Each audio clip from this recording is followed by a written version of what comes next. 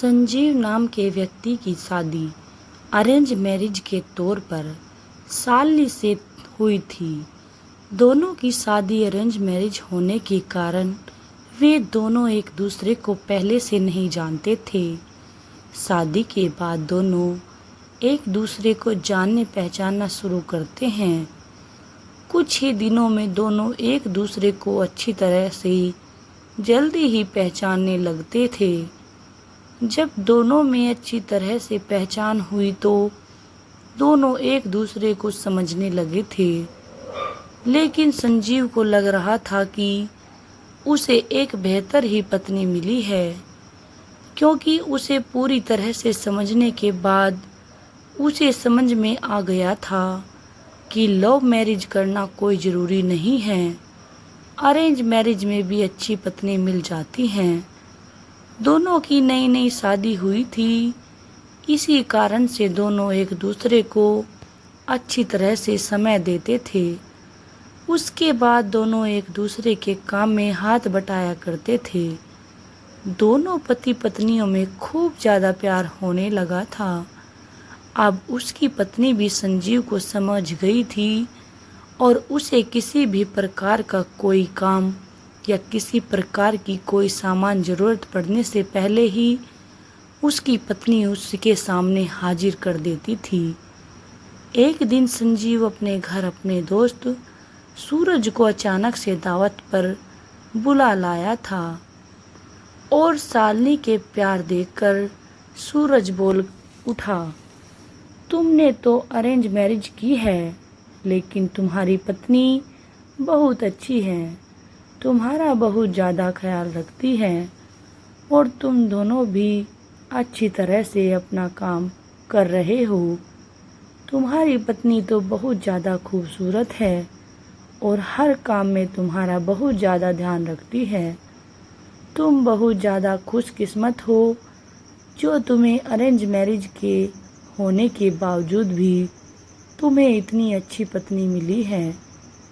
एक दिन संजीव अपनी पत्नी से कहता है कि तुम जाकर तैयार हो जाओ, हम लोग कहीं घूमने जाने वाले हैं। हम लोगों की शादी को इतने दिन हो गए हैं, लेकिन हम कहीं पर भी नहीं गए और बहुत सारे काम होने के कारण हमें टाइम भी नहीं मिला घूमने के लिए। चलो आज हम लोग कहीं घूमने के लिए चलते हैं और आज खाना भी हम लोग बाहर ही खा कर आएंगे, इसलिए घर पर आज तुम खाना भी मत बनाना। इतना सुनकर उसकी पत्नी शालिनी कहती है कि आपने तो बिल्कुल अच्छा कहा जी, बहुत दिनों से हम लोग कहीं घूमने नहीं गए थे।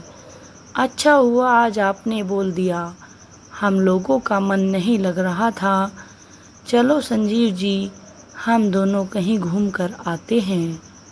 दोनों अपनी कार में बैठकर घूमने के लिए निकल पड़ते हैं। रास्ते में जब हाईवे पर गाड़ी जाती है तो उसे एक बड़ी गाड़ी से टक्कर होने के कारण दोनों दुर्घटनाग्रस्त हो जाते हैं।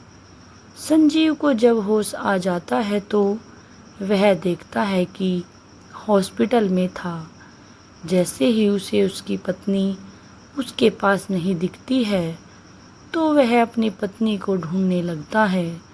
तभी वो अपनी पत्नी को ढूंढते ढूंढते दूसरे कमरे में चला जाता है, जहां वह देखता है कि उसके सर अथवा पैर में तो दोपहर में बहुत ज़्यादा चोट आई है। संजीव घबराकर डॉक्टर से पूछता है कि मेरी पत्नी की तबीयत ठीक तो है, क्या वह सही हो जाएगी ना? तभी डॉक्टर कहता है कि तुम्हारी पत्नी के पैर की नसों में ज़्यादा खून निकलने के कारण पैर को काटना पड़ा है, वह अब कभी भी चल नहीं सकती है।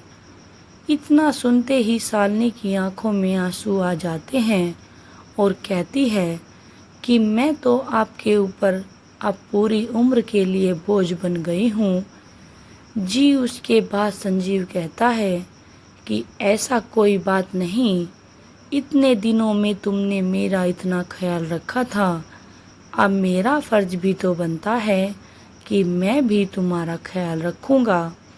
कुछ देर बाद डॉक्टर ने भी दोनों को अस्पताल से छुट्टी दे दी और कहा कि अब तुम दोनों अपने घर जा सकते हो। अब दोनों साथ मिलकर अपने घर को चले जाते हैं। घर जाकर दोनों एक दूसरे के बिना ना रहने की कसम खाते हैं और फिर उसके बाद वह अपनी जॉब को छोड़कर घर में ही वर्क टू होम मतलब कि वर्क फ्रॉम होम किया करता था। साथ ही घर रहकर अपनी पत्नी की मदद भी करता था तथा उसकी देख रेख में उसकी मदद भी किया करता था। इसी तरह एक दिन फिर सूरज, संजीव का दोस्त, उसके घर आता है और कहता है कि तुम तो अब घर के काम भी करने लगे हो, तुम तो बहुत अच्छे बिजनेसमैन हो और तुम अपनी ज़िंदगी क्यों बर्बाद कर रहे हो। एक इस लड़की के कारण तुम अपनी दूसरी शादी कर लो, चाहे तो इसे भी अपने पास ही रखो, लेकिन तुम कंपनी में चलो और वहाँ चलकर काम करो। इसके बाद संजीव कहता है कि मेरी पत्नी से बढ़कर मेरी ज़िंदगी में कुछ भी काम ज़रूरी नहीं है, मैं उसकी देखभाल हमेशा करूँगा और करता ही रहूँगा, क्योंकि हमेशा से ही वह मुझसे प्रेम करती थी और हमेशा से ही हम लोग पति पत्नी आपस में प्रेम करते रहेंगे। फिर वह अपने दोस्त को कहता है कि क्या तुम्हें याद है पिछली बार जब तुम मेरे घर आए थे तो तुमने मुझसे कहा था कि तुम्हारी पत्नी बहुत अच्छी है, तुम बहुत खुशकिस्मत हो जो तुम्हें ऐसी पत्नी मिली है। फिर आज क्या बात है, क्या तुम फिर भी मेरी इस प्रकार की बात मेरी पत्नी के लिए उपयोग कर रहे हो। आखिरकार जितना दिन उसने मेरी मदद की है, मेरा भी फर्ज बनता है कि मैं उसकी जिंदगी भर मदद करता रहूँगा।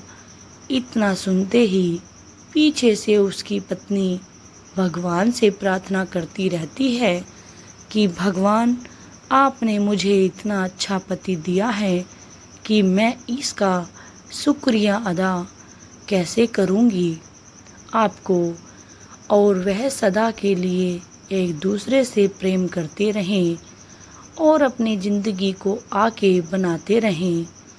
इसलिए मेरा मानना है कि पत्नी चाहे जैसी भी हो, उसे कभी नहीं छोड़नी चाहिए, और पत्नी को कोई तकलीफ़ होती है तो उसका पति साथ देना चाहिए, ना कि उसका साथ छोड़ना चाहिए। शादी एक ऐसा बंधन है जो अगर एक बार प्यार और विश्वास की पक्की गांठ के साथ जुड़ जाए तो उसे इतनी आसानी से तोड़ा नहीं जा सकता।